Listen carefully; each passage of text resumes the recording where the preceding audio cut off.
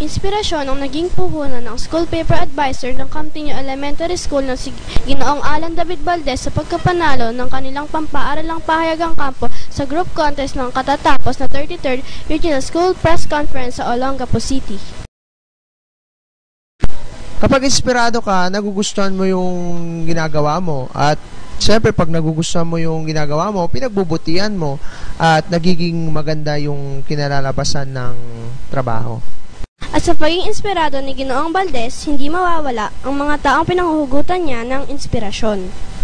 Noong nag-uumpisa pa lang akong SPA, si Dr. Hedor Gaboy na naging guro at tagapayo ko sa campus journalism noong ako'y nasa kolehiyo, ang sabihin nating naging idol ko sa larangan ng journalism. Tapos nakilala ko at nakatrabaho si Sir Glenn Agustin na itik rin sa karanasan sa journalism.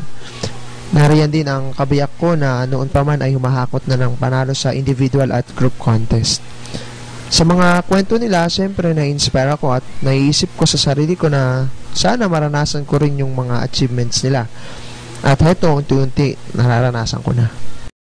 Tinanghal na pinakamahusay sa pahinang balita, pangalawa sa pahinang sports, panglima sa pahinang lathalain, at pangalawa sa pinakamahusay na pahayagang Filipino sa buong gitnang Luzon ang nag-iisang naging pambato ng sangay ng kabanatuan sa group contest sa Filipino.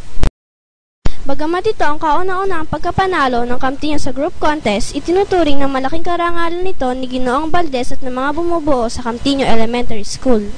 Nagbigay naman ng payo si Ginoong Valdez sa iba pang mga SPA sa buong sangay ng kabanatuan.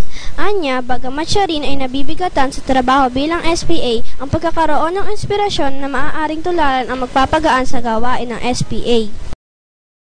Si Ginoong Valdez na siyang naging pambato ng sangay ng kabanatuan ang pumang-anim sa Regional Most Outstanding School Paper Advisor at naihalal na pangalawang pangulo ng Regional Association of Elementary School Paper Advisors.